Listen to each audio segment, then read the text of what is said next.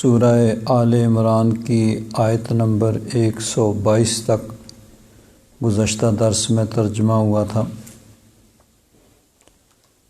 آیت نمبر 121 اور 22 اس میں جو جمہور مفسرین کا علماء کا قول ہے اس کے مطابق غزوہ احد کا ذکر ہے۔ آگے بھی اس کا ذکر آنے والی آیات میں ہوگا۔ غزوہ احد کے متعلق گزشتہ درس کے اندر تفصیل سے بیان کیا گیا کہ اس غزوہ میں ابتداءً شروع میں مسلمانوں کی جوانمردی اور دلیری کی وجہ سے کفار کے پاؤں اکھڑ گئے اور بہت بڑی تعداد مسلمانوں کے مقابلے میں ہونے کے باوجود وہ بھاگنے پر مجبور ہوئے، لیکن کچھ مسلمانوں کی اجتہادی خطا کی وجہ سے پھر کافر دونوں طرف سے مسلمانوں پر حملہ آور ہوئے، اور جس کی وجہ سے پھر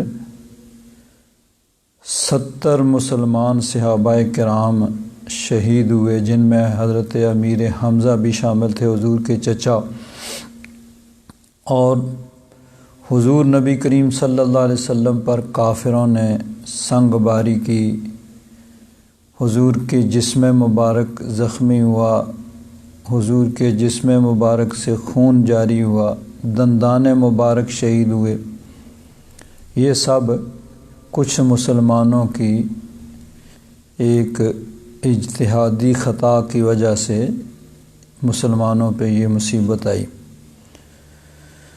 تو اللہ تبارک و تعالیٰ اس کے بعد بدر کا ذکر فرماتا ہے کہ بدر کے اندر وَلَقَدْ نَصَرَكُمُ اللَّهُ بِبَدْرٍ،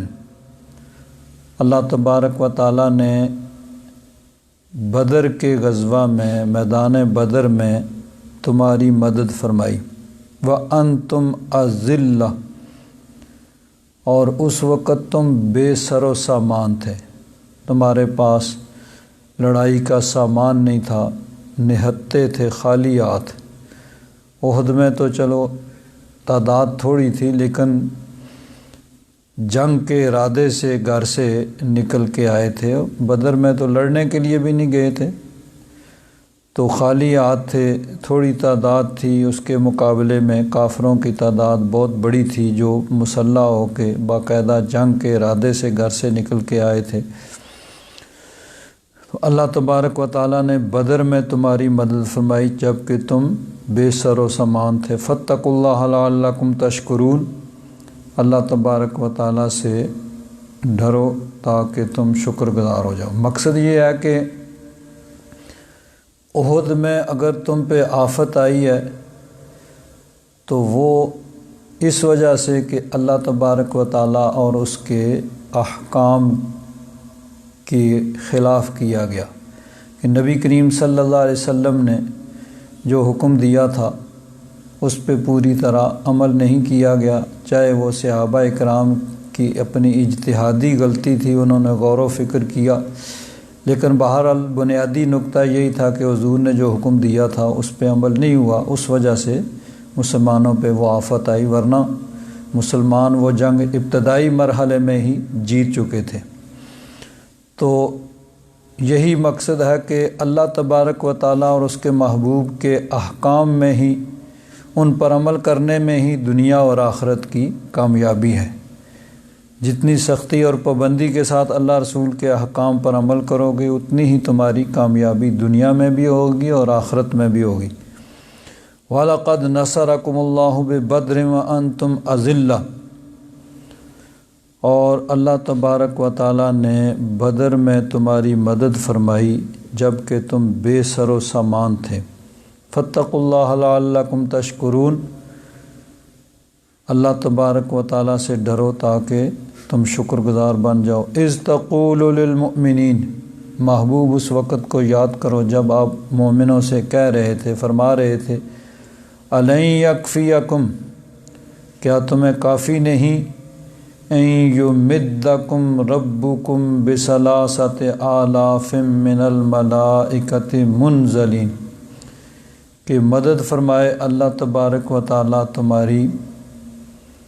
3000 فرشتوں کے ساتھ، ثلاثۃ آلاف 3000 فرشتوں کے ساتھ، منزلین جو اتارے گئے،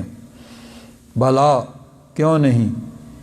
ان تصبروا وتتقوا،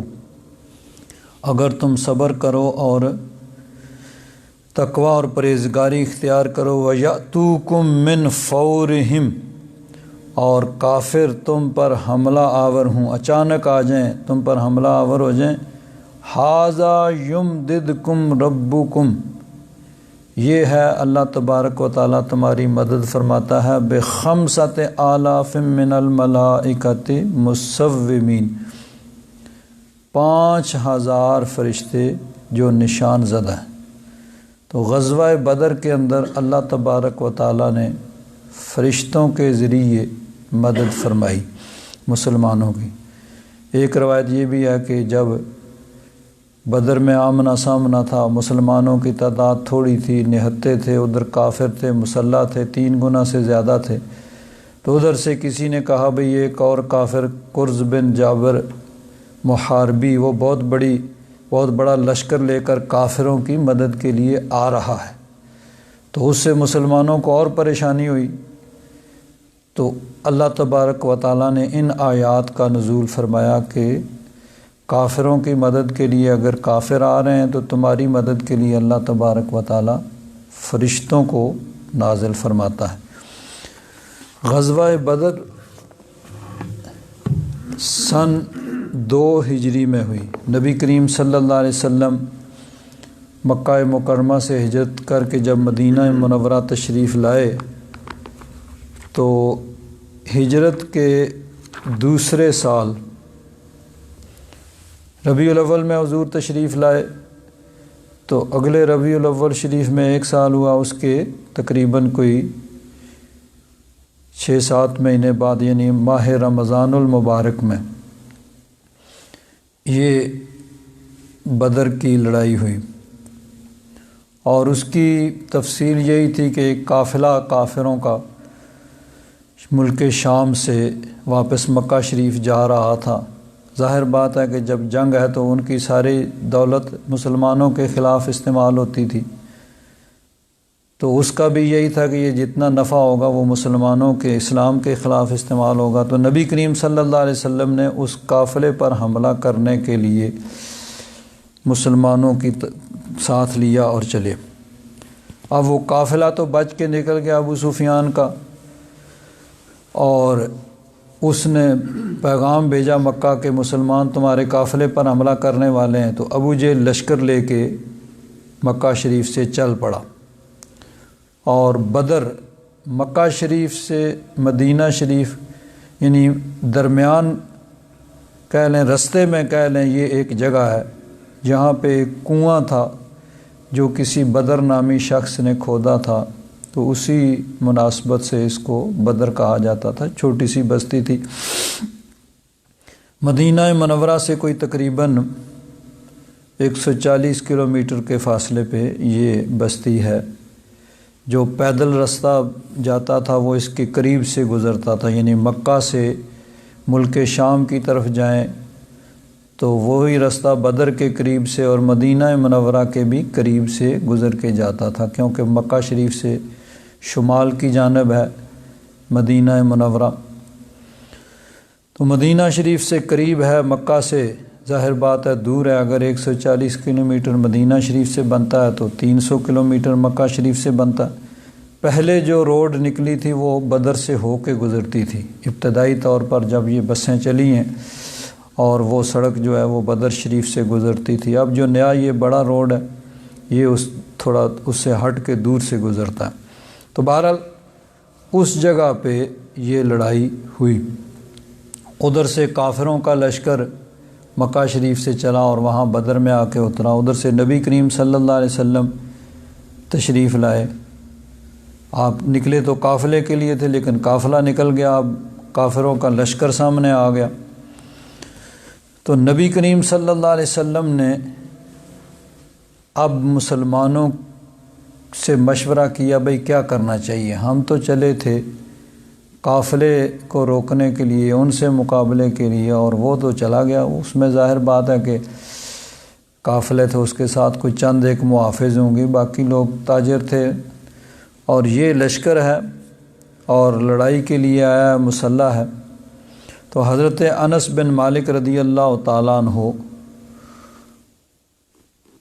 روایت کرتے ہیں، مسلم شریف میں یہ حدیث پاک اور ابو داؤد میں بھی ہے، شاور حین بلغہ اقبال ابی سفیان، جب نبی کریم صلی اللہ علیہ وسلم نے اس وقت مشورہ کیا جب وہ قافلہ تو بچ کے چلا گیا اور ادھر سے ابو جہل کا لشکر آ گیا، تو حضور نے مشورہ کیا بھئی کیا کرنا چاہیے، ہم تو قافلے کے لیے نکلے تھے اور وہ چلا گیا اور اب لشکر آ گیا، تو اب کیا کرنا چاہیے. فتکلم ابو بکر، حضرت ابو بکر نے عرض کیا حضور جیسے آپ کا حکم ہوگا، ہم تو حضور کے غلام ہیں، حضور کی خاطر ہر کام کرنے کے لیے تیار ہیں. فأعرض عنہ، حضور نے اعراض فرمایا. مقصد یہ تھا کہ اب دیکھیں حضور نبی کریم صلی اللہ علیہ وسلم جب مدینہ منورہ تشریف لائے تھے تو انصار نے یہ عرض کی تھی کہ ہم آپ کی حفاظت کریں گے، جو آپ پہ حملہ آور ہوگا آپ کا دفاع کریں گے. لیکن اس میں یہ تھی کہ مدینہ منورہ کے اندر، یعنی وہ جو ظاہر نظر آتا تھا. اب یہاں چونکہ مدینہ شریف سے باہر تھے تو نبی کریم صلی اللہ علیہ وسلم حضرت ابو بکر کی بات سے اس لیے خاموشی اختیار فرمائی کہ چاہتے تھے کہ انصار میں سے کوئی آدمی وہ اس معاملے پر اپنی رائے دیں بھئی کیا کرنا چاہیے. ثم تکلم عمر فأعرض عنہ، حضرت عمر نے بات کی، حضور نے ان سے بھی خاموشی اختیار فرمائی. بھئی ٹھیک ہے، وہ ان کی بات بھی درست ہے، لیکن حضور کا مقصد کچھ اور تھا. فقام سعد بن عبادہ، اب حضرت سعد بن عبادہ کھڑے ہوئے. انصار کے جو دو قبیلے تھے نا، اوس اور خزرج، دونوں کے سرداروں کا نام سعد تھا. حضرت سعد بن معاذ اوس کے سردار تھے اور خزرج کے سردار حضرت سعد بن عبادہ تھے. تو حضرت سعد بن عبادہ یہ بھی وہاں موجود تھے، کھڑے ہوئے. فقال ایانا ترید یا رسول اللہ، یا رسول اللہ آپ کا مقصد یہ ہے کہ ہم کچھ عرض کریں. والذی نفسی بیدہ، اس ذات کی قسم جس کے قبضہ قدرت میں میری جان ہے، یعنی اللہ تعالیٰ کی قسم، لو امرتنا ان نخیدہ البحر لاخذناہا، کہ حضور اگر آپ حکم دیں نا کہ ہم گھوڑے سمندر میں ڈال دیں تو ہم سمندر میں گھوڑے دوڑا دیں گے. وَلَوْ أَمَرْتَنَا أَن نَّضْرِبَ أَكْبَادَنَا إِلَى بَرْقِ الْغِمَادِ لَفَعَلْنَا، برق الغماد بہت ایک دور جگہ سے، اگر آپ وہاں تک ہمیں گھوڑے دوڑانے کا حکم دیں گے تو ہم وہ کریں گے. یعنی حضرت سعد بن معاذ نے انصار کی نمائندگی کرتے ہوئے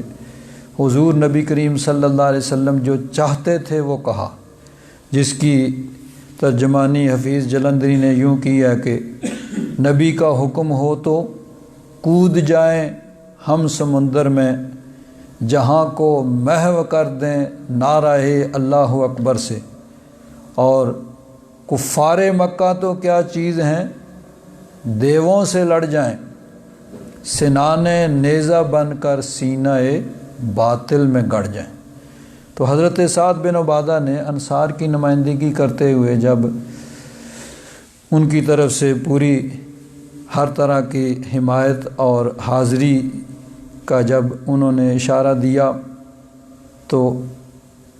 فَنَدَبَ رسول اللہ صلی اللہ علیہ وسلم النَّاسَ،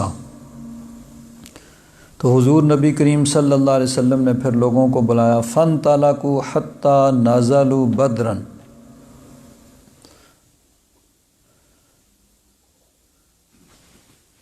حضور نبی کریم صلی اللہ علیہ وسلم نے لوگوں کو بلایا اور وہاں بدر میں جا کے پھر قیام کیا۔ اب وہ یعنی قافلہ تو نکل گیا، ادھر سے ابو جہل کا لشکر نکل آیا، تو حضور نے آنے جانے والوں سے پوچھا بھائی اس لشکر کے اندر کون کون ہے؟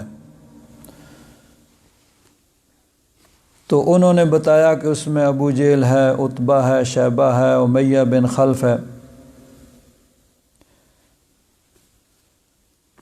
تو اب نبی کریم صلی اللہ علیہ وسلم اب دیکھیں بظاہر حالات کیا ہیں کہ 313 ہیں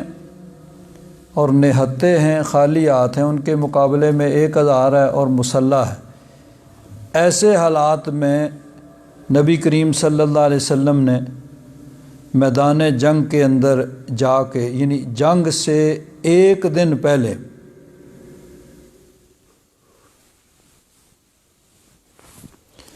وہاں میدان بدر میں تشریف لے گئے، تو حضور نے فرمایا ھذا مصرع فلان۔ ایک روایت میں یہ ہے کہ جب پتہ چلا نا کہ یہ بڑے بڑے لیڈر رہنما ان کے سردار جو ہیں ابو جہل، عتبہ بن ربیعہ، شیبہ بن ربیعہ وغیرہ وغیرہ، اس طرح کے جو بڑے بڑے سردار تھے ان کے، وہ آئے تو حضور نے فرمایا کہ مکہ نے اپنے سردار تمہاری گود میں ڈال دیے ہیں، بھائی لو یہ سردار مکہ والے آ گئے، اللہ تبارک و تعالیٰ نے تمہارے پاس بھیج دیے ہیں اور اللہ تبارک و تعالیٰ تمہیں فتح عطا فرمائے گا۔ اب نبی کریم صلی اللہ علیہ وسلم جنگ سے ایک دن پہلے حالات آپ سمجھ چکے ہیں کیا ہیں کہ ادھر کتنی تعداد ہے ادھر کتنی ہے، تو حضور مکہ وہاں بدر کے میدان میں تشریف لے گئے اور فرماتے ہیں یَدَهُ عَلَى الْأَرْضِ، حضور زمین پہ ہاتھ رکھتے اور فرماتے ھذا مصرع فلان، یہ فلاں کے گرنے کی جگہ ہے، یعنی یہاں ابو جہل کی لاش پڑی ہوگی۔ ھذا مصرع فلان، یہ فلاں کے گرنے کی جگہ ہے، یعنی یہاں پہ فلاں مرا ہوا پڑا ہوگا۔ بڑے بڑے سردار جو تھے عتبہ، ربیعہ وغیرہ وغیرہ، ان کے نام حضور نے لیے اور فرمایا کہ یہ بڑے بڑے سردار یہاں پہ مرے ہوئے پڑے ہوں گے۔ اب یہ چیزیں دیکھیں کہ ابھی جنگ ہوئی نہیں، ایک دن بعد میں ہوئی ہے اور حضور نے فرما دیا کہ یہاں فلاں کافر مڑا ہوا پڑا ہوگا، یہ اس کے گرنے کی جگہ۔ ھذا مصرع فلان و یَدَهُ عَلَى الْأَرْضِ ہَاہُنَا و ہَاہُنَا، کہ یہاں فلاں کافر مڑا ہوا پڑا ہوگا، فلاں کافر پڑا ہوگا، فلاں کافر پڑا ہوگا۔ اب دیکھیں قرآن پاک میں اللہ تبارک و تعالیٰ نے سورہ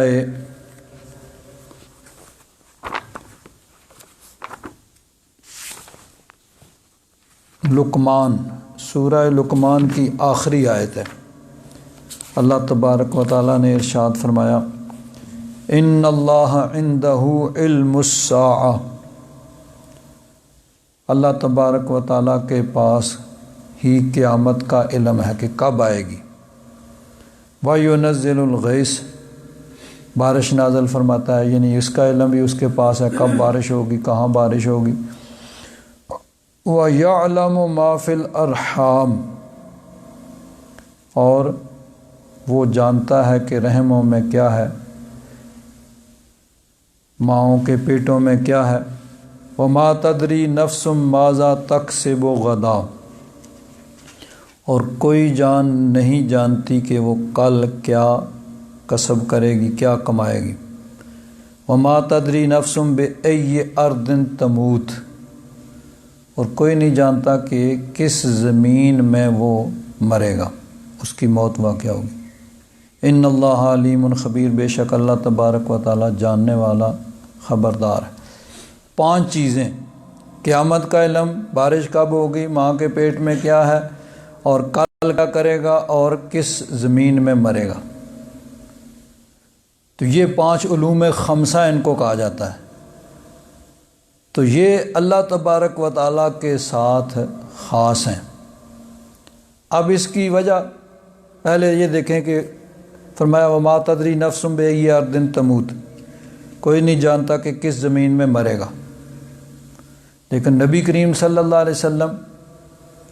ہاتھ کے اشارے سے فرما رہے ہیں کہ یہاں کل کافر کی لاش پڑی ہوئی ہوگی، حالانکہ بظاہر حالات یہ نہیں ہیں، بظاہر حالات یہ ہیں کہ 1000 کا مسلح لشکر جس کے پاس پورا اسلحہ ہے، اور ادھر 313 جو 1/3 سے بھی کم ہے، اور ان کے پاس 2 گھوڑے، 6 زر ہیں، 8 شمشیریں، 8 تلواریں تھیں صرف 313 کے پاس بھی۔ حالات یہ ہیں کہ حضور فرما رہے ہیں، پھر بھی فرما رہے ہیں کہ یہاں فلاں کافر پڑا ہوگا، فلاں سردار کی لاش یہاں پڑی ہوگی، فلاں پڑی ہوگی۔ تو اب اس آیت کا مطلب یہ ہے کہ اللہ تبارک و تعالیٰ کے بتائے بغیر کوئی نہیں جانتا۔ یہ نہیں ہے کہ اللہ تبارک و تعالیٰ کسی کو بتا نہیں سکتا یا بتاتا نہیں ہے، اللہ تبارک و تعالیٰ جب کسی کو بتانا چاہے تو بتا دے، لیکن اللہ تبارک و تعالیٰ کی تعلیم کے بغیر، اس کے بتائے کے بغیر کوئی نہیں جانتا۔ اب پھر یہ اعتراض ہوگا کہ اللہ تبارک و تعالیٰ کے تو بتائے کے بغیر تو کوئی کچھ بھی نہیں جانتا، جو کچھ بھی ہے کسی کے پاس تھوڑا علم ہے، زیادہ ہے، ظاہر کا ہے، پوشیدہ کا ہے، غیب کا ہے یا شہادت کا ہے، سبھی تو اللہ تبارک و تعالیٰ کا دیا ہوا ہے۔ تو پھر ان چیزوں کی خاص کیوں ذکر کیا؟ اس کی وجہ یہ ہے کہ عرب کے اندر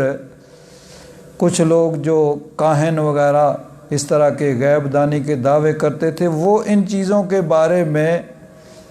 رائے زنی کیا کرتے تھے کہ یہ ہوگا، وہ ہوگا، فلاں ہوگا۔ تو اس لیے خاص طور پر ان 5 چیزوں کا ذکر کیا کہ غیب کا جو علم ہے وہ اللہ تبارک و تعالیٰ کے پاس ہے، وہی جانتا ہے، ذاتی طور پر وہی جانتا ہے،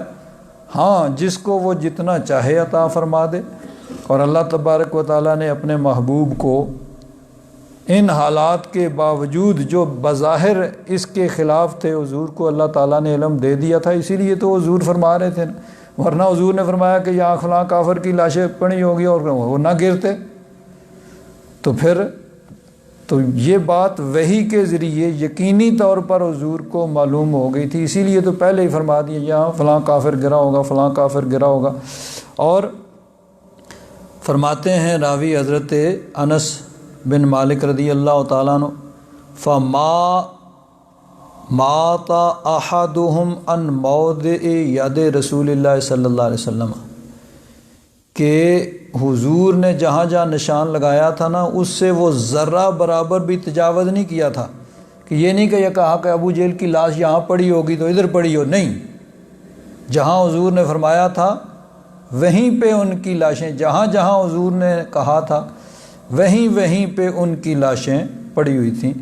تو نبی کریم صلی اللہ علیہ وسلم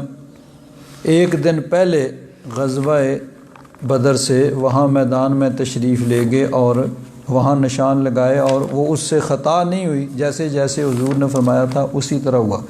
ایک اور حدیث پاک اس میں بڑی ایمان افروز ہے اس سلسلہ میں۔ نبی کریم صلی اللہ علیہ وسلم میدان بدر کے اندر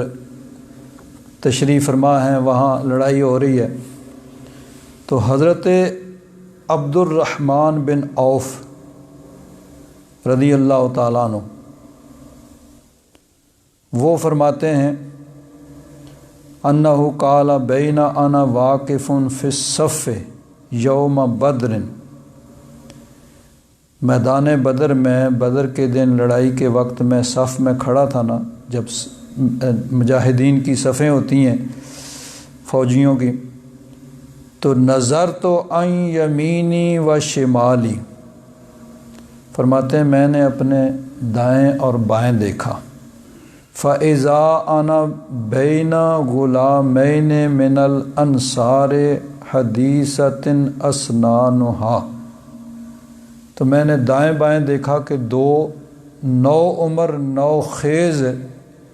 انصاری نوجوان میرے دائیں بائیں تھے۔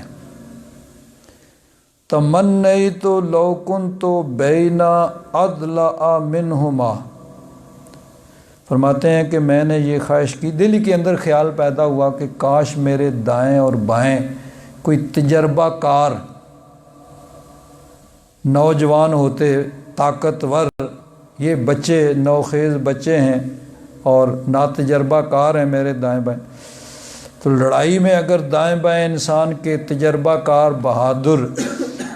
ہوں، طاقتور ہوں، تو زیادہ بہتر طریقے سے انسان لڑائی لڑ سکتا ہے اور زیادہ اپنے آپ کو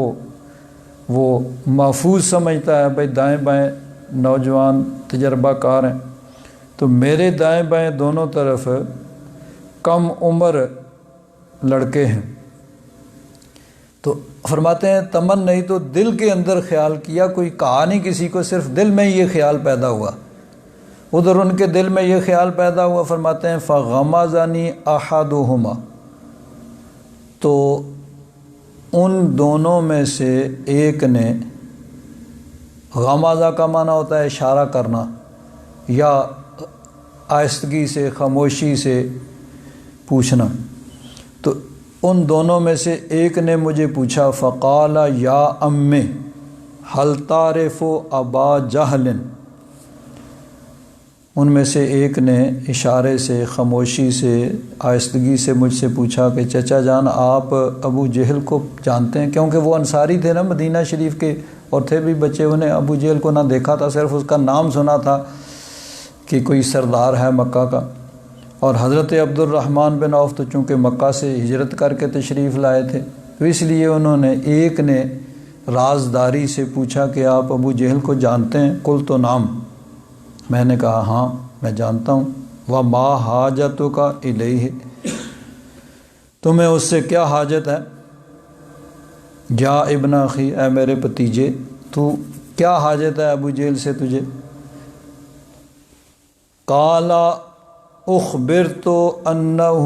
یسب رسول اللہ صلی اللہ علیہ وسلم۔ اب یہ اس میں تفصیل نہیں ہے، تو یوں تھوڑی سی تفصیل کر لیں کہ انہوں نے کہا جی ہم اسے قتل کرنا چاہتے ہیں۔ کیوں بھئی کیوں قتل کرنا چاہتے ہو؟ کیا لڑائی؟ کیا کوئی زمین کا جھگڑا ہے؟ کوئی کیا اس سے کیا تمہاری لڑائی؟ کیوں قتل کرنا چاہتے ہو؟ تو انہوں نے کہا کوئی جھگڑا اور نہیں ہے، کوئی زمین کا کوئی جائیداد کا جھگڑا نہیں ہے۔ اخبرت انہ یسب رسول اللہ صلی اللہ علیہ وسلم، بس یہ بات ہے کہ مجھے یہ پتہ چلا ہے کہ وہ نبی کریم صلی اللہ علیہ وسلم کو سب و شتم کرتا ہے، گالیاں دیتا ہے، بے ادبی کرتا ہے، حضور کا بے ادب ہے، اس لیے اس کو مارنا ہے۔ لَإِن رَأَيْتُهُ لَا يُفَارِقُ سُوَادِي سُوَادَهُ حَتَّى يَمُوتَ الْأَعْجَلَ مِنَّا، انہوں نے کہا کہ بس وہ مجھے پتہ چلا کہ حضور کو گالیاں دیتا ہے، تو اس لیے اب میں چاہتا ہوں کہ بس ٹھیک ہے، جب مقابلہ ہوگا نا، مجھے پتہ چلے کہاں ہے تو میں جاؤں مقابلہ کروں، تو پھر جس کی موت ہوگی وہ چلائے، یا وہ رہے گا یا میں رہوں گا، یا وہ مجھے مار دے گا یا میں اسے مار دوں گا، بس ٹھیک ہے، جس کی موت آئی ہوگی وہ چلا جائے گا، پھر اور کوئی تیسرا آپشن نہیں ہے۔ تو فرماتے ہیں حضرت عبد الرحمن بن عوف فتعجبت لذالک، مجھے اس بات سے بڑی تعجب ہوا کہ میں تو کیا سوچ رہا تھا اور اس کے خیال کیا ہیں۔ فرماتے ہیں ابھی یہ بات ہوئی، فغمزنی الآخر، اتنی دیر میں دوسرے والے نے اسی طرح رازداری سے وہی بات کی، فقال مثلہا، اس نے بھی یہی کہا بھئی ابو جہل، چچا جان کہاں ہے ابو جہل، جانتے ہیں اس کو؟ میں نے کہا ہاں بھئی کیا بات ہے؟ اس نے کہا کہ وہ پتہ چلا ہے حضور کو گالیاں دیتا ہے۔ تو فرماتے ہیں فلم انش، اس نے حفیظ جلندری اس چیز کی کہتے ہیں کہ وہ بات آپس میں ہو رہی ہے کہ حضرت عبد الرحمن بن عوف سے ان بچوں نے دونوں نے پوچھا، تو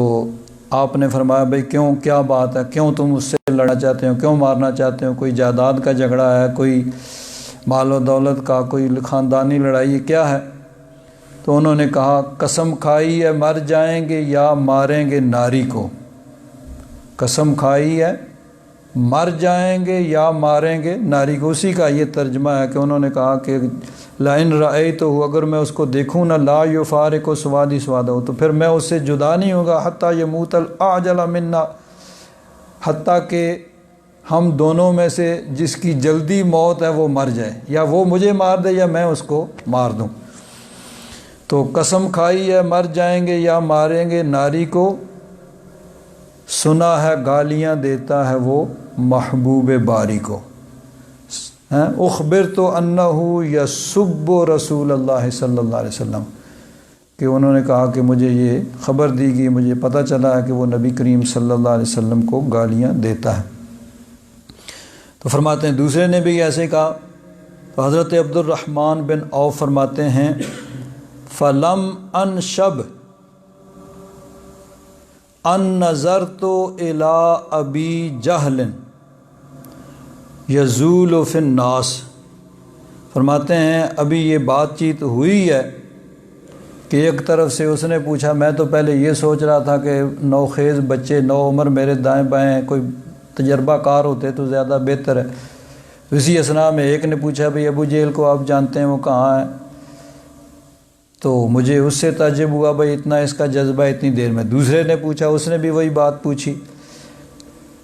تو فلم ان شب ان نظرت الی ابی جہل یزول فی الناس، زیادہ دیر نہیں گزری تھی کہ ابھی وہ ادھر بات چیت ہوئی، ادھر میں نے دیکھا کہ وہ لوگوں کے اندر گشت کر رہا ہے ابو جہل، وہ مجھے نظر پڑا۔ فقلت الا تریان ھذا صاحبکم الذی تسألان عنہ، حضرت عبد الرحمن بن عوف فرماتے ہیں کہ جیسی میری نظر پڑی ابو جہل پہ، وہ لوگوں کے اندر گشت کر رہا تھا، تو میں نے ان دونوں بچوں کو کہا بھئی یہ ہے جس کے بارے میں تم پوچھتے تھے، یہ دیکھو وہ ہے۔ قال، حضرت عبد الرحمن بن عوف فرماتے ہیں فابتدراہ، وہ دونوں دوڑے بھاگے، فضرباہ بسیفہما، تو اپنی تلواروں کے ساتھ اس پہ حملہ آور ہوئے، حتی قتلاہ، پھر یعنی دونوں اس پہ حملہ آور ہوئے اور اس کو خاک و خون کے اندر تڑپا دیا۔ تو وہ نوجوان بچے انہوں نے، ان کا نام تھا معاذ بن عمر اور معاذ بن افرا، دونوں کا نام معاذ ہی تھا، تو ایک کا نام معاذ بن عمر تھا اور ایک نام معاذ بن افرا تھا۔ اب یہ انہوں نے حملہ اس پہ کیا اور اس کو وہاں پہ خاک و خون کے اندر تڑپایا۔ آگے دوسری روایات میں یہ ہے کہ انہوں نے اس کو یعنی تلواروں کے ساتھ اس پہ حملہ کیا اور اس کو گرا دیا۔ اب جب جنگ ختم ہو گئی، کافر بھاگ گئے، 70 ان میں سے گرفتار ہوئے، 70 قتل ہو گئے، باقی بھاگ گئے۔ تو نبی کریم صلی اللہ علیہ وسلم نے فرمایا کہ کون ابو جہل کی خبر لائے گا، اس کے ساتھ کیا معاملہ ہوا، کیا بنا۔ حضرت عبداللہ بن مسعود رضی اللہ تعالیٰ عنہ فرماتے ہیں میں نے عرض کیا کہ حضور میں جاتا ہوں، میں جا کے خبر لاتا ہوں کہ اس کے ساتھ کیا معاملہ پیش آیا۔ حضرت عبداللہ بن مسعود رضی اللہ تعالیٰ عنہ فرماتے ہیں کہ جب میں گیا جہاں پہ کافروں کی لاشیں پڑی ہوئی تھیں تو مجھے ابو جہل نظر آیا۔ اب اس وقت اس کی حالت یہ تھی کہ نہ وہ زندہ تھا نہ مردہ، یعنی ابھی تک اس کی جان نکلی نہیں تھی، لیکن زخموں سے اس طرح وہ چور تھا کہ اب وہ بچ بھی نہیں سکتا تھا، ایسی حالت میں وہ تھا۔ تو حضرت عبداللہ بن مسعود فرماتے ہیں میں نے اس کو داڑھی سے پکڑ کے کہا ظالم، اللہ کے دشمن، اب تو نے دیکھ لیا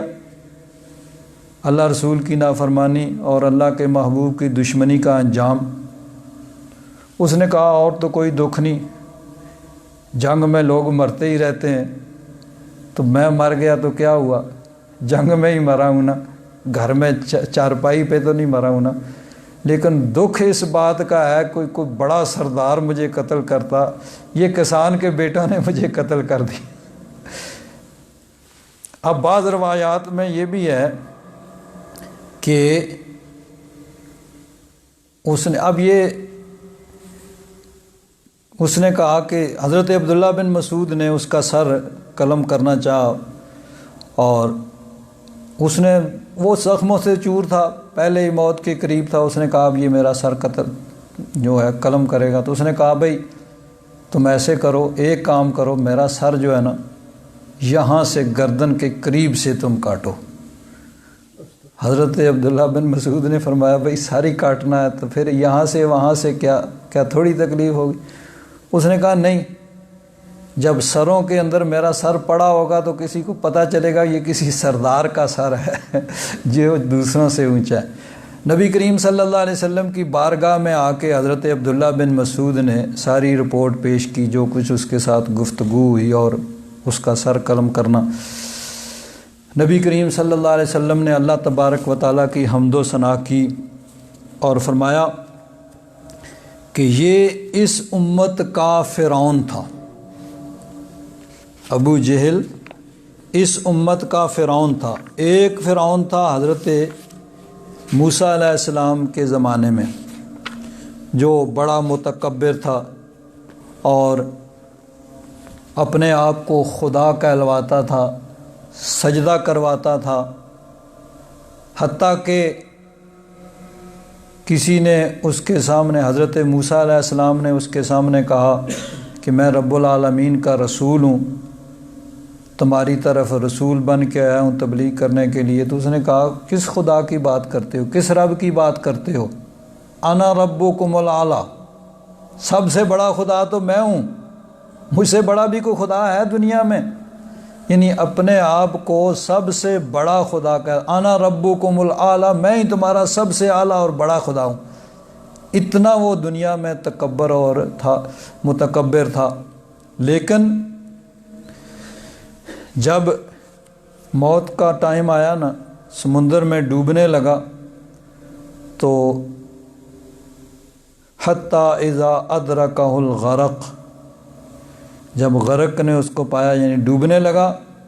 قال آمنت انہ لا الہ الا الذی آمنت بہ بنو اسرائیل وانا من المسلمین۔ اب وہ خدائی کا خمار سارا اتر گیا اور کہتا ہے آمنت، میں ایمان لایا، انہ لا الہ الا، کہ کوئی معبود نہیں، پہلے کہتا تھا نا میں سب سے بڑا خدا ہوں، اب کہتا کوئی اور معبود نہیں، کوئی خدا نہیں، الا الذی آمنت بہ بنو اسرائیل، مگر وہ جس پہ بنو اسرائیل ایمان لائے ہیں وہ، کیونکہ اپنے آپ کو بھی وہ خدا کہلواتا تھا نا، تو اب وہ سارا ختم ہو گیا، صرف الا اللہ نہیں کہا، بلکہ کہا کہ وہ خدا، وہ جس پہ بنی اسرائیل ایمان لائے ہیں، موسیٰ علیہ السلام ایمان لائے ہیں، اس پہ میں ایمان لاتا ہوں کہ اس کے سوا کوئی معبود نہیں ہے، وَأَنَا مِنَ الْمُسْلِمِينَ، اور میں مسلمانوں میں سے ہوں۔ لیکن اس وقت کہا گیا آل آنا، اب مانتا ہے، وَقَدْ عَصَيْتَ قَبْلُ وَكُنْتَ مِنَ الْمُفْسِدِينَ، پہلے تو بڑا تکبر کرتا تھا، نافرمان تھا اور زمین میں فساد پھیلاتا تھا۔ فَالْيَوْمَ نُنَجِّيكَ بِبَدَنِكَ لِتَكُونَ لِمَنْ خَلْفَكَ آیَةً، آج ہم تیرے جسم کو بچا لیں گے تاکہ تو پیچھے والوں کے لیے ایک نشانی بن جائے، نشان عبرت بن جائے، دنیا میں جو بھی تکبر اور غرور کرنے والا ہو اس کے لیے ایک نشانی بن جائے کہ یہ بڑا متکبر تھا، اتنی بڑی سلطنت کا مالک تھا اپنے دور میں، یعنی سپر پاور تھی اس زمانے میں مصر کی حکومت، اس کا بادشاہ تھا، اور 20 برس نہیں سینکڑوں برس اس نے حکومت کی تھی، اور اپنے آپ کو خدا کہلواتا تھا۔ لیکن جب وہ ڈوبنے لگا تو اس وقت مان لیا، وَإِنَّ كَثِيرًا مِّنَ النَّاسِ عَنْ آيَاتِنَا لَغَافِلُونَ، بہت سے لوگ ہماری آیتوں سے غافل۔ تو اب وہ جو اپنے آپ کو ربکم الاعلیٰ کہتا تھا، جب ڈوبنے لگا تو وہ سارا تکبر ختم ہو گیا، اور اس وقت اس نے کہا کہ آمنت انہ لا الہ الا الذی آمنت بہ بنو اسرائیل وانا من المسلمین،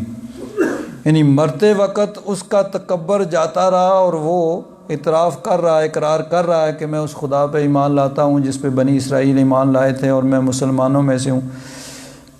اس کا ایمان قبول نہیں ہوا، لیکن اس وقت وہ اقرار کر رہا ہے۔ اور ایک طرف یہ ہے کہ جو مرتے وقت بھی تکبر کر رہا ہے، کہ افسوس اس بات کا ہے کہ مجھے کسان کے بیٹوں نے مارا ہے، اور وہ کہ ٹھیک ہے میرے سر کو تم گردن کے قریب سے کاٹنا تاکہ میرا سر بھی بتائے کہ کسی سردار کا سر۔ تو فرمایا کہ یہ اس امت کا فرعون تھا۔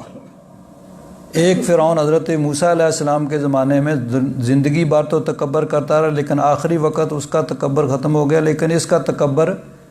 مرتے وقت بھی ختم نہیں ہوا۔ تو غزوہ احد کے اندر ابو جہل اور بہت سے سردار جو تھے، بڑے بڑے سردار مکہ کے کافر جو تھے، وہ اس میں قتل ہوئے، اور 70 جن کی تعداد تھی، 70 وہ مارے گئے اور 70 گرفتار ہوئے اور باقی بھاگ گئے، اور ہر جگہ پہ ان کی ذلت اور رسوائی ہوئی۔ ایک اور حدیث پاک میں حضرت انس بن مالک رضی اللہ تعالیٰ عنہ راوی عن ابی طلحہ ان نبی اللہ صلی اللہ علیہ وسلم امر یوم بدر ب24 رجلا من صنادید قریش۔ جب وہ حضور نبی کریم صلی اللہ علیہ وسلم کا طریقہ مبارکہ یہ تھا کہ کسی بھی جنگ میں فتح حاصل کرنے کے بعد 3 دن وہاں پہ قیام فرماتے تھے۔ بدر میں بھی لڑائی ختم ہو گئی، 70 مارے گئے، 70 گرفتار ہوئے، باقی بھاگ گئے، تو حضور نے 3 دن وہاں قیام فرمایا، اور ان کے کافروں کے جو مقتول تھے ان کو، ان کی لاشیں، وہ بدر کا ایک ویران وہاں پہ بے آباد کنواں تھا، اس کے اندر ان کو ڈال دیا گیا۔ یہ روایات میں ہے کہ صرف ایک شخص تھا امیہ بن خلف، وہ اس میں نہیں تھا۔ اس کے بارے میں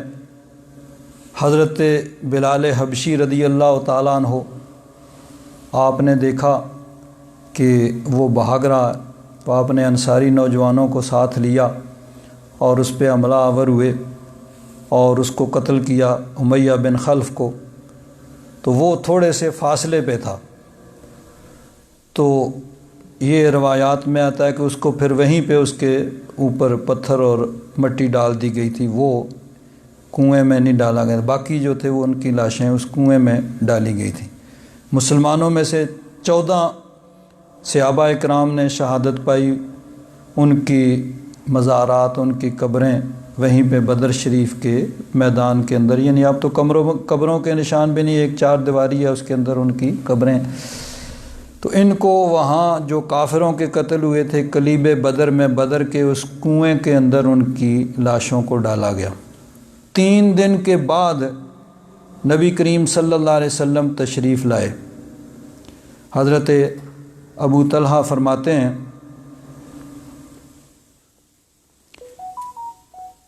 فلما کان ببدر اليوم الثالث، تیسرا دن جب بدر کا ہوا، امارا براحلتہ فشد علیہا، حضور نے سواری تیار کرنے کا حکم دیا، فشد علیہا رحلها ثم مشا، حضور چلے، وتبعہ اصحابہ، حضور نبی کریم صلی اللہ علیہ وسلم کے صحابہ بھی پیچھے چلے، یہ نہیں بتایا بھائی کہاں جانا ہے۔ وقالوا ما نرى ينطلق الا لبعض حاجتہ، صحابہ اکرام فرماتے ہیں کہ ہمارا خیال تھا کہ حضور کسی کام سے جا رہے ہیں، تو حضور کے ساتھ ساتھ صحابہ جا رہے ہیں۔ قام علی شفاۃ الرقی، وہ جو کنواں تھا نا، اس کے منڈھیر پہ، اس کے کنارے، اس کے اوپر آ کے حضور کھڑے ہوئے۔ فجعل ینادیہم باسمائہم واسماء آبائہم، حضور نے ایک ایک کا نام لینا شروع کیا۔ وہ جو بدر کے اندر قتل ہوئے تھے، صنادید، بڑے بڑے سردار جو ہیں، صنادید قریش کا لفظ یہاں، تو ان کا نام لے کر، اور ان کے آبا، مثلا ابو جہل بن حشام ہے، تو اے ابو جہل بن حشام، یا عتبہ بن ربیعہ تھا کہ اے عتبہ، ربیعہ کے بیٹے شیبہ بن ربیعہ اور ولید بن عتبہ وغیرہ وغیرہ۔ تو حضور ایک ایک کا نام لیتے ہیں اور اس کے باپ کا نام لیتے ہیں۔ أَيَسُرُّكُمْ أَنَّكُمْ أَطَعْتُمُ اللَّهَ وَرَسُولَهُ، وہاں بدر کے اوپر اس کنویں کے اوپر کھڑے جہاں ان کی لاشیں اس میں پڑی ہوئی تھیں، حضور نے ایک ایک کا نام لیا، ان کے باپوں کا نام لیا، جس طرح عرب میں طریقہ ہے کہ فلاں بن فلاں، فلاں بن فلاں۔ کیا تمہیں یعنی تمہاری خواہش ہے کہ تم اللہ رسول کی اطاعت کرتے؟ اب تو وہاں وہ قتل ہو کے پڑے ہوئے تھے نا۔ آیا سرکم انکم اطعتم اللہ و رسولہ، اب تمہاری خواہش ہے کہ تم نے اللہ رسول کی اطاعت کی ہوتی۔ فإنا قد وجدنا ما وعدنا ربنا حقا، ہمارے رب نے ہم سے جو وعدہ کیا تھا ہم نے تو اس کو سچا پا لیا۔ اللہ تعالیٰ نے مدد کا وعدہ فرمایا تھا، اللہ تعالیٰ نے مدد فرمائی، بے سر و سامانی اور قلت تعداد کے باوجود اتنے بڑے مسلح لشکر پہ اللہ تعالیٰ نے ہمیں فتح عطا فرمائی۔ تو فَإِنَّا قَدْ وَجَدْنَا مَا وَعَدَنَا رَبُّنَا حَقًّا فَهَلْ وَجَدْتُم مَّا وَعَدَ رَبُّكُمْ حَقًّا، تو کیا تم سے بھی جو اللہ تعالیٰ نے وعدہ کیا تھا تم نے اس کو سچا پایا کہ اللہ رسول کی نافرمانی کرو گے، انکار کرو گے تو اللہ تعالیٰ کا عذاب آئے گا؟ قال وہ تو اب انہوں نے کیا جواب دینا تھا؟ قال فقال عمر یا رسول اللہ صلی اللہ علیہ وسلم ما تکلم من اجساد لا ارواح لها، حضور ایسے جسم جن میں جان ہی نہیں ہے ان سے تو بات نہیں کی جاتی، ان سے کیسے بات؟ تو کیا آپ ان سے باتیں کر رہے ہیں جو 3 دن ہو گئے جن کو قتل ہوئے اور یہاں ان کی لاشیں پڑی ہوئی ہیں؟ تو یعنی مردہ جسم ان سے آپ بات کر رہے ہیں؟ حضور نے فرمایا کہ یسرکم انکم اطعتم اللہ و رسولہ، کہ کیا تمہیں اب یہ اچھا لگتا ہے کہ تم نے اللہ رسول کی اطاعت کی ہوتی اور ہم سے جو اللہ نے وعدہ کیا تھا اس کو ہم نے سچا پا لیا، تم سے جو اللہ نے وعدہ کیا تھا کیا تم نے اس کو سچا پا لیا؟ تو حضرت فاروق اعظم نے عرض کیا یا رسول اللہ یہ تو بے جسم لاشیں ہیں، ان سے کیسے گفتگو؟ فقال رسول اللہ صلی اللہ علیہ وسلم، تو حضور نے ارشاد فرمایا والذی نفسی بیدہ ما انتم باسمع لما اقول منہم، حضور نے فرمایا اللہ کی قسم، اس ذات کی قسم جس کے قبضہ قدرت میں میری جان ہے، جو کچھ میں کہہ رہا ہوں نا تم اس کو زیادہ نہیں سن رہے، نہیں سن تم بھی رہے ہو یہ بھی سن رہے ہیں، تم بھی میرے پاس کھڑے ہو یہ کنویں میں پڑے ہیں،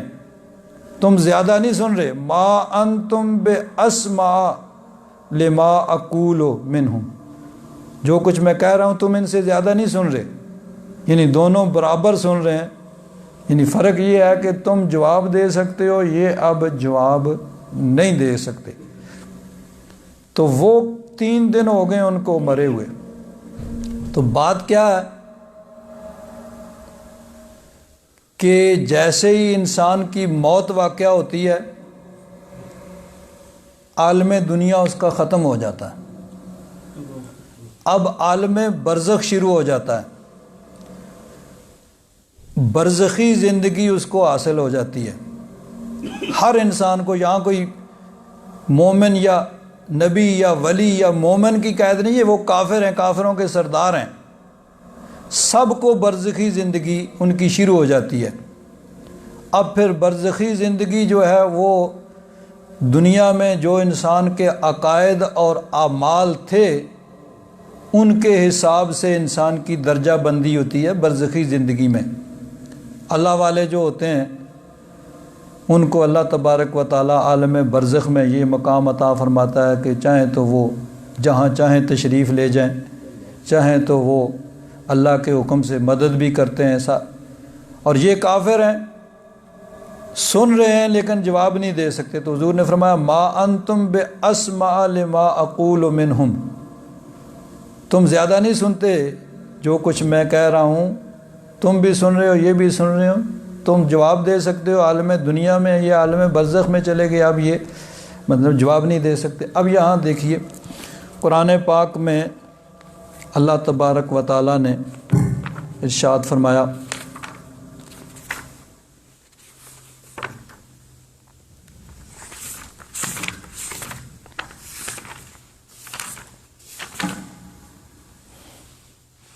اِنَّكَ لَا تُسْمِعُ الْمَوْتَى، محبوب آپ مردوں کو نہیں سناتے۔ تو یہاں سے بعض لوگ یہ کہتے ہیں کہ مردے سنتے نہیں ہیں، حالانکہ یہاں مراد وہ لوگ ہیں جن کے دل مر چکے ہیں، دنیا میں چلتے پھرتے ہیں، سب کچھ کرتے ہیں، لیکن دل مردہ ہیں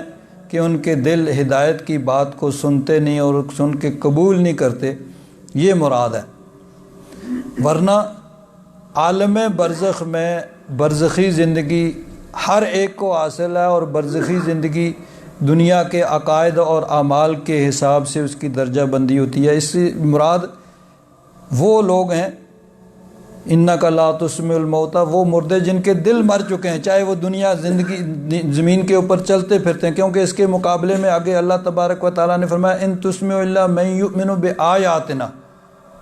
کہ محبوب آپ تو ان کو سناتے ہیں جو ہماری آیات پہ ایمان لاتے ہیں۔ تو مردے کے مقابلے میں ایمان والے، تو یہاں مردے سے کافر مراد ہیں۔ اب دیکھیے، ہم جاتے ہیں قبرستان میں تو کہتے ہیں السلام علیکم یا اہل القبور، سنت طریقہ۔ اگر وہ سنتے ہی نہیں تو جو سن نہیں رہا، اب ایک آدمی سویا ہوا ہے تو باہر سے کوئی آئے تو وہ سلام نہیں دے گا، بھئی وہ تو سو رہا ہے۔ تو جو سن نہیں رہا اس کو سلام نہیں دیا جاتا، تو جب قبروں والوں کو سلام دیا جاتا ہے تو اس کا مطلب یہ ہے کہ وہ سنتے ہیں۔ ہاں، عالم برزخ میں پھر زندگی جو ہوتی ہے وہ دنیا کے عقائد اور اعمال کے حساب سے درجہ بندی ہوتی ہے۔ اللہ والے جو چاہیں تو جواب بھی دیں، اللہ تبارک و تعالیٰ کی طرف سے ان کو توفیق ملتی ہے، اور اللہ تبارک و تعالیٰ کا ان پہ کرم اور فضل ہوتا ہے۔ اور کافر جو ہوتے ہیں وہ جواب تو نہیں دے سکتے، لیکن سنتے وہ بھی ہیں کہ حضور نے وہاں ان کے وہ بدر میں جو قتل ہوئے تھے وہاں کھڑے ہو کے نبی کریم صلی اللہ علیہ وسلم نے ان کو پکارا، اور پکار کر ان کو کہا آیا سرکم انکم اطاعتم اللہ ورسولہ، کہ اب تمہاری خواہش ہوگی کہ تم نے اللہ رسول کی اطاعت کی ہوتی، ہم سے جو اللہ نے وعدہ کیا تھا وہ تو سچا کیا اللہ تبارک و تعالیٰ نے اپنے فضل و کرم سے، کیا تم سے جو وعدہ کیا تھا وہ بھی سچا ہوگا؟ تو یہ نبی کریم صلی اللہ علیہ وسلم ان سے بات کر رہے ہیں۔ تو مردہ جو ہوتا ہے وہ قبر کے اندر، اب دیکھیں یوں اس سے تو یہ بھی معلوم ہوتا ہے کہ مردے کی سننے کی حس وہ زندوں سے تیز ہو جاتی ہے۔ اب اگر ایک زندہ انسان کو قبر کے اندر یوں دفن کیا جائے، جس طرح مردے کو دفن کر کے مکمل بند کر کے اوپر مٹی ڈالی جاتی ہے، تو باہر سے کوئی آئے تو وہ اس کو سلام کرے تو وہ نہیں سن سکے گا، کیونکہ اتنے درمیان میں رکاوٹ ہے۔ اور مردہ تو قبر پہ آنے والے کو سنتا بھی ہے، پہچانتا بھی ہے، تو گویا اس کی عالم برزخ میں حس جو ہے وہ سننے کی زندوں سے تیز ہو جاتی ہے، لیکن وہ عالم برزخ میں ہے۔ عالم برزخ میں پھر درجہ بندی دنیا کے عقائد اور اعمال کے حساب سے ہوگی۔ بہرحال یہ غزوہ بدر تھا جس میں اللہ تبارک و تعالیٰ نے مسلمانوں کو فتح عطا فرمائی۔ تو غزوہ احد کے تذکرے کے بعد 2 آیتوں میں غزوہ احد کا تذکرہ کیا، اور پھر اس کے بعد غزوہ بدر کا ذکر۔ اس میں نقطہ یہ ہے کہ اللہ تبارک و تعالیٰ اور اس کے محبوب کے احکام کی پابندی کے اندر دنیا اور آخرت کی کامیابی ہے، اور اگر اللہ رسول کے احکام کی خلاف ورزی ہوگی تو پھر دنیا میں بھی نقصان اور آخرت میں بھی، یعنی انسان اس وجہ سے اس کی پکڑ ہوگی۔ تو اللہ تبارک و تعالیٰ نے ارشاد فرمایا وَلَقَدْ نَصَرَكُمُ اللَّهُ بِبَدْرٍ وَأَنْتُمْ أَذِلَّةٌ، بدر میں اللہ تبارک و تعالیٰ نے تمہاری مدد فرمائی اور تم بے سر و سامان تھے، فاتقوا اللہ لعلکم تشکرون، اللہ تبارک و تعالیٰ سے ڈرتے رہو تاکہ تم شکر گزار بن جاؤ۔ اذ تقول للمؤمنین لن یکفیکم ان یمدکم ربکم بثلاثۃ آلاف من الملائکۃ منزلین، محبوب اس وقت کو یاد کرو جب آپ مومنوں سے فرما رہے تھے کہ کیا تمہیں یہ کافی نہیں کہ اللہ تبارک و تعالیٰ تمہاری مدد فرمائے 3000 فرشتوں کے ساتھ جو اتارے گئے ہوں، بھلا کیوں نہیں، ان تصبروا وتتقوا، اگر تم صبر کرو اور تقوی اختیار کرو، وَيَأْتُوكُم مِّن فَوْرِهِمْ، اور کافر تم پر حملہ آور ہو جائیں، هَذَا يُمْدِدْكُمْ رَبُّكُمْ بِخَمْسَةِ آلَافٍ مِّنَ الْمَلَائِكَةِ مُصَوِّمِينَ، یہ اللہ تبارک و تعالیٰ کی طرف سے مدد آتی ہے تمہارے لیے 5000 فرشتوں کی جو نشان زدہ ہیں، یعنی گویا پہلے 3000 فرشتے اترے، پھر اس کے بعد 2000 اور 5000 فرشتے جو ہیں وہ اللہ تبارک و تعالیٰ کی مدد اس دن فرشتوں کے ساتھ ہوئی۔ وَمَا جَعَلَهُ اللَّهُ إِلَّا بُشْرَىٰ لَكُمْ، یہ جو فرشتوں کا اترنا یہ صرف اللہ تبارک و تعالیٰ نے تمہاری خوشی کے لیے کیا، یعنی اللہ تبارک و تعالیٰ چاہتا تو ایک ہی فرشتے کے ساتھ سارے کافروں کو ہلاک کر دیتا، لیکن اللہ تبارک و تعالیٰ نے 3000 پھر 5000 فرشتے، یہ تمہاری عزت اور تمہاری شان کے لیے، تمہاری خوشی کے لیے، وَلِتَطْمَئِنَّ قُلُوبُكُمْ بِهِ، اور تاکہ تمہارے دل اس سے مطمئن ہو جائیں۔ وَمَن نَّصْرُ إِلَّا مِنْ عِنْدِ اللَّهِ الْعَزِيزِ الْحَكِيمِ، مدد تو اللہ تبارک و تعالیٰ کی طرف سے ہے جو غالب حکمت والا ہے، وہ چاہے جس طرح چاہے مدد فرمائے، اس نے فرشتوں کے ذریعے مدد فرمائی، اس میں بھی تمہاری عظمت شان اور تمہاری خوشی اور تمہارے دل کی اطمینان۔ لِيَقْطَعَ طَرَفًا مِّنَ الَّذِينَ كَفَرُوا،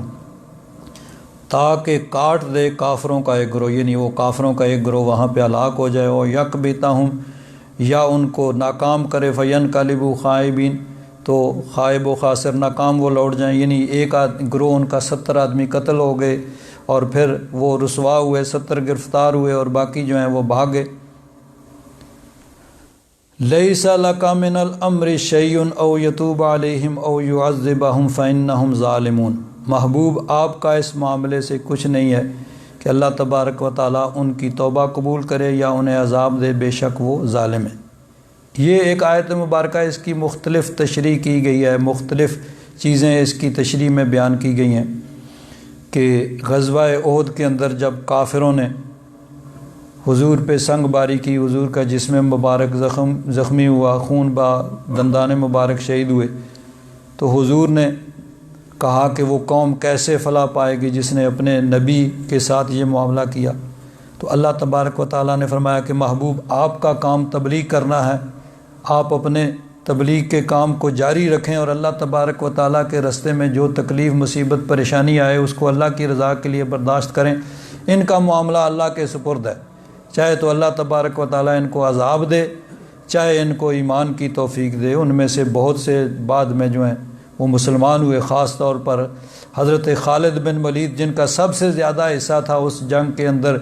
کہ انہوں نے پیچھے سے گھوڑ سواروں کے دستے کے ساتھ حملہ کیا تھا اور پھر آگے بھاگتے ہوئے کافر آگے سے حملہ آور ہوئے۔ حضرت خالد بن ولید مسلمان ہوئے اور پھر اسلام کے اندر ان کی خدمات جو ہیں وہ سنہری حروف سے لکھی جانے والی۔ ایک اس کا یہ بھی ہے کہ غزوہ احد کے کچھ عرصہ بعد کچھ لوگ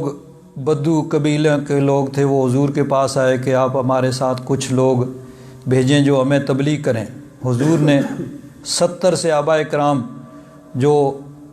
اصحاب صفہ میں سے تھے ان کو ان کے ساتھ کیا، بھئی ان کو جا کے تبلیغ کرو۔ انہوں نے دھوکے سے جا کے ان کو شہید کروا دیا جا کے۔ تو پھر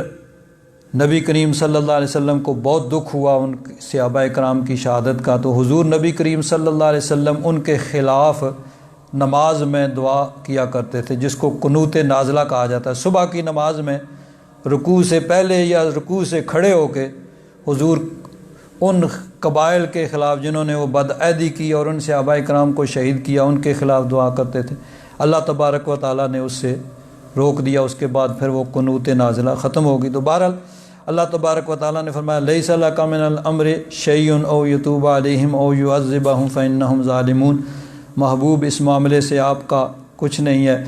کہ اللہ تبارک و تعالیٰ ان سے کی توبہ قبول فرمائے یا ان کو عذاب دے، بے شک وہ ظالم ہے۔ وَلِلَّهِ مَا فِي السَّمَاوَاتِ وَمَا فِي الْأَرْضِ، اللہ ہی کے لیے ہے جو کچھ آسمانوں میں اور جو کچھ زمین میں ہے۔ یغفر لمن یشاء ویعذب من یشاء، جس کی چاہے وہ مغفرت فرمائے اور جسے چاہے عذاب دے۔ واللہ غفور الرحیم، اللہ تبارک و تعالی بخشنے والا رحم فرمانے والا۔ الحمدللہ رب العالمین والصلاة والسلام علی حبیبہ